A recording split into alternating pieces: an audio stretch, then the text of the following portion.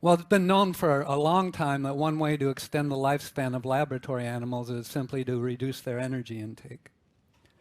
And in rats and mice, one can increase their lifespan by 30 or 40%. We started looking at the effects of energy restriction on the brain in the context of age-related neurodegenerative disorders and found that we could slow down the, for example, abnormal accumulation of amyloid or the degeneration of dopamine neurons in the Alzheimer's and Parkinson's model by reducing energy intake. Now, there's a number of ways you can reduce energy intake. You can simply eat less at each meal, or you can do what we call intermittent fasting. So reduce the frequency of the meals. And what I'm going to tell you today is that fasting does good things for the brain. In the animals, we have insight into a lot of the neurochemical changes that are occurring in the brain that we think explain why fasting is good for the brain. There's evidence, not just from animals, but from humans, that fasting is good for the body. It will reduce inflammation. It will reduce oxidative stress in organ systems throughout the body.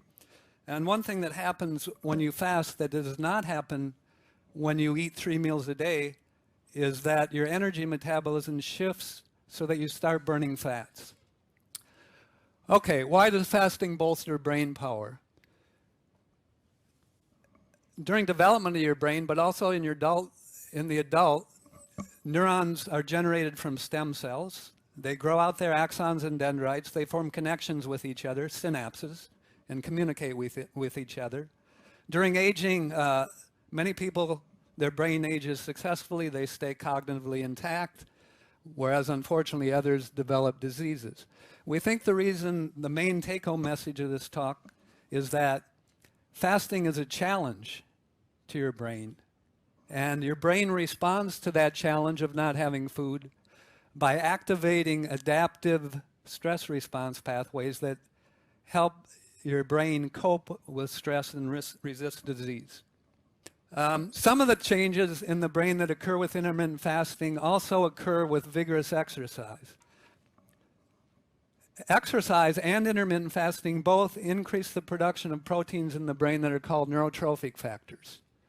We discovered this many years ago, back when I was a postdoc in Colorado in the 1980s. We found that these neurotrophic factors such as FGF and one called BDNF, brain-derived neurotrophic factor, promote the growth of neurons, promote the connection of neurons and strengthening of synapses. Also shown in the lower left, it turns out both exercise, intermittent fasting, and using your neurons, using your brain, can increase the production of new nerve cells from stem cells, at least in one region of your brain called the hippocampus, which is shown here. I mentioned ketones, which come from burning fat, and that happens during fasting. The Romans discovered ketones, even though they hadn't taken any chemistry courses or didn't know what it was. People with epileptic seizures back then, they thought they were possessed by demons. And they found if they take these people and shut them in a room and don't feed them, the demons will go away.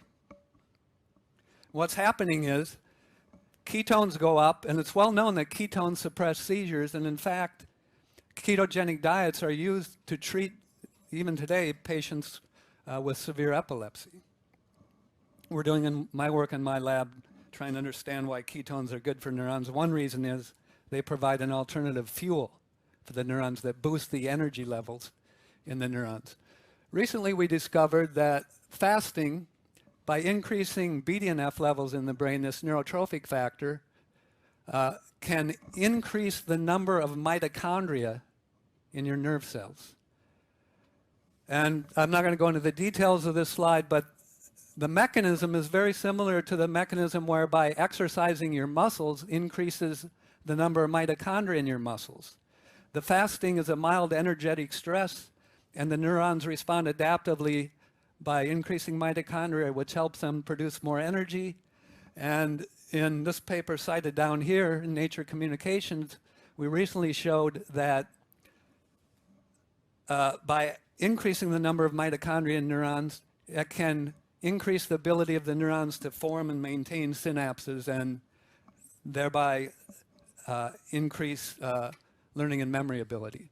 In addition to the increasing neurotrophic factors and increasing the energy, neuronal bioenergetics, if you will, we have found that intermittent fasting will enhance the ability of your nerve cells to repair DNA.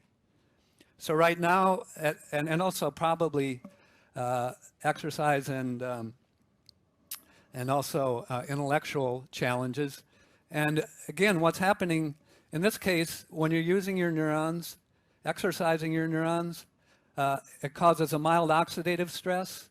And at the same time that there's increased oxidative stress, the cells are enhancing their ability to repair oxidative damage to DNA.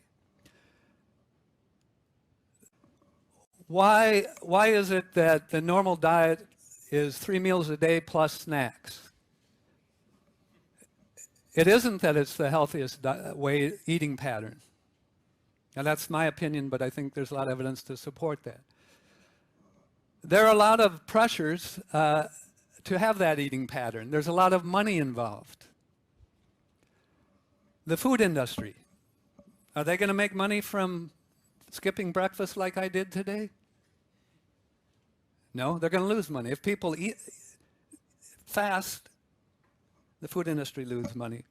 What about the pharmaceutical industry?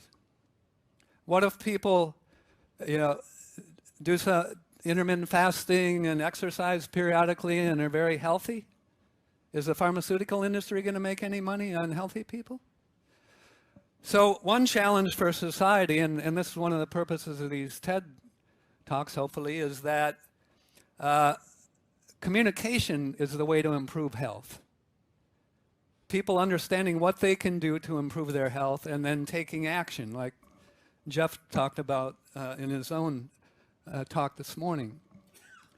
So I would urge you to communicate and spread the word that there are ways for people to be healthy, and maybe we can do this even with, of course, I'm working for the NIH, and one thing about the NIH is we're using your taxpayers' money to try to help your health. We don't have a profit motive. And so really one of the main reasons I've got interested in things like intermittent fasting, exercise, trying to understand at the cellular molecular level what's happening in the brain is this is research that isn't commonly done, and it's not done at all by pharmaceutical industries, and it's not done so much. So I'm going to end with this slide, and thank you very much for your attention, and try it out. You can just play around with this, these kinds of diets, and you may find, what we found in our human studies though is it's kind of like exercise. If you've never exercised before and you go out and run 3 miles, you're not going to feel good. If you eat 3 meals a day and all of a sudden you go a whole day, don't eat anything, that day you're going to feel irritable and ornery and so on. But it turns out if you can kind of force yourself to do that maybe 1 day a week for a month and then 2 days a week, you get used to it, and after a month or two, many people can adapt to that kind of diet with no problem, and you'll find on the days that you don't eat so much, you're more productive. Thank you.